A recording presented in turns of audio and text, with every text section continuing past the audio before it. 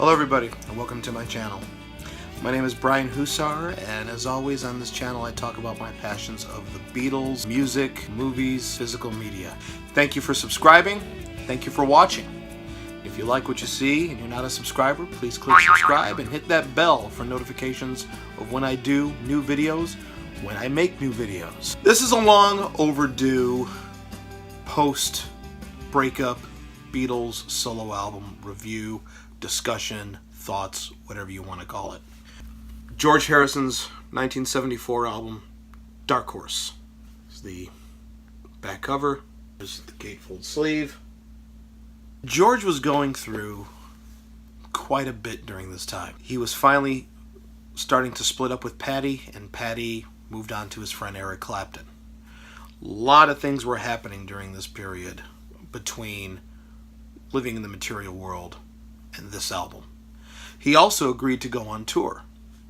Booked his first tour, and only tour, unless you count the one he did in Japan in 1991, which I do. And unlike Paul, who tested the waters with Wings, going on a university tour, and kind of starting from the ground up, George decided, boom, I'm going to do a full tour of America. And he became the first solo Beatle to tour America. He put himself under a lot of pressure. He needed to complete this album before the tour, and he was in rehearsals for the tour while recording the album. This began a period of decadence with George. We don't hear too much about that with George, but I think a lot of us who know things now with the Beatles, we know George entered his cocaine phase during this period, which I read some time ago. I believe it was Ringo who said he feels that's what caused his voice to blow out. We know during this period that George began an affair with Ringo's wife, Maureen. All of this time, this decadent behavior that he was having caught up with him, and lost his voice.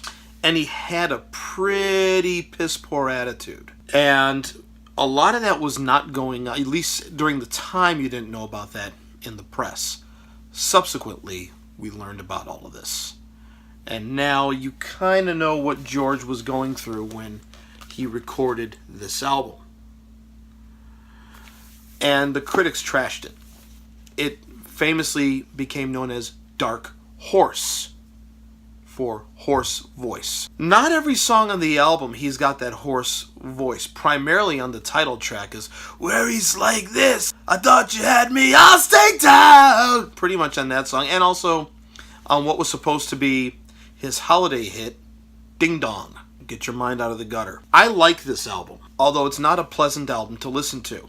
It's not a fun album to listen to. It really isn't. But if we're to take John's solo albums as diaries of what John was going through at the time, maybe we should start doing that with George as well. But George was really in a bitter mood. You could tell that in the lyrics. You could tell that in the strange cover of Bye Bye Love, where he's playing all the instruments on that song. Is basically a sarcastic deal aimed at Patty and Eric. But everything was about what he was going through. The great thing about it is the musicians on this album. I mean, this is when he first started to work with Tom Scott on sax, and he began a partnership with Tom Scott. This is where he started to move further away from a Beatle-esque sound, and definitely into more of a West Coast jazz, almost Steely Dan-ish kind of mode. You begin the album with a great instrumental, Harry's on tour, kind of an advertisement for George's tour, but Tom Scott blows some great sax on that, and George plays some killer slide on it. Then you go into Simply Shady, which right there is about George embracing the bottle. And then So Sad, about his heartache. I mean, Maya Love, which is about the decadence that he was going through at the time. Dark Horse pretty much tells you, hey, you think you know me, but I'm going to lay something else on you. I'm not who you think I am. Which, during this time, you could say that that was the case. I mean, musically, the album is great. My favorite song on this album is the song he co-wrote with Ronnie Wood, which Ronnie Wood also did a version of it, Far East Man. That is a great tune. Again, Tom Scott blowing some great sax on there, George with some great slide. In fact, a nice slide sax duet in unison during the actual solo. Instrumentally, it's very good. Some production choices on this album that I really don't agree with, and I don't know what he was going through or why he did this. Pretty much everything is artificially double-tracked. And not done to create a phasing effect or anything like that. I just don't know why. I mean, primarily the vocals, George's guitar are all artificially double-tracked. And eventually you kind of want a different sound for some of the tracks. It's had every song. I don't recall a song on here that doesn't have anything artificially double-tracked. And that is a strange choice, and I wish I could. I mean, maybe he did it because he was insecure about his voice on a lot of the tracks, but he did it on his guitar playing as well.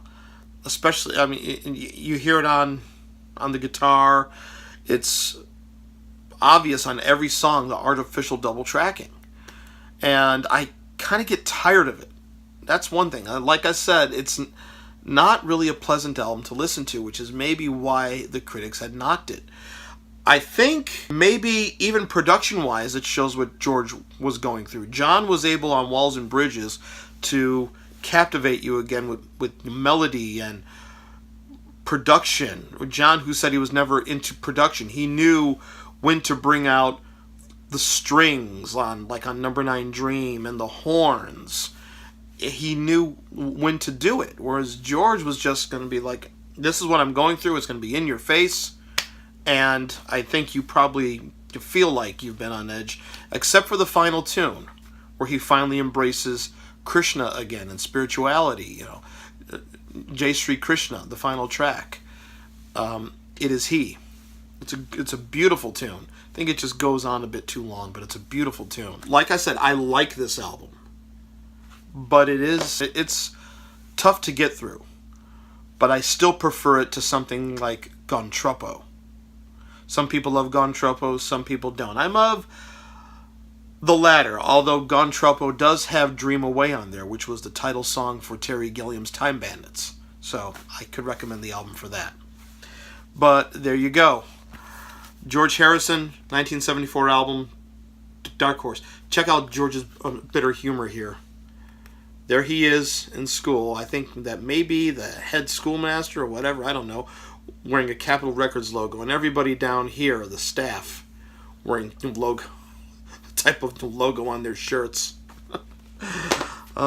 George and his humor. He would follow that up with Extra Texture, which I also kind of like. And that was the last album on Apple. And the Apple logo on the album is an apple eaten to the core. What was he saying? That's my take. Thank you all for tuning in and watching. And until we meet again.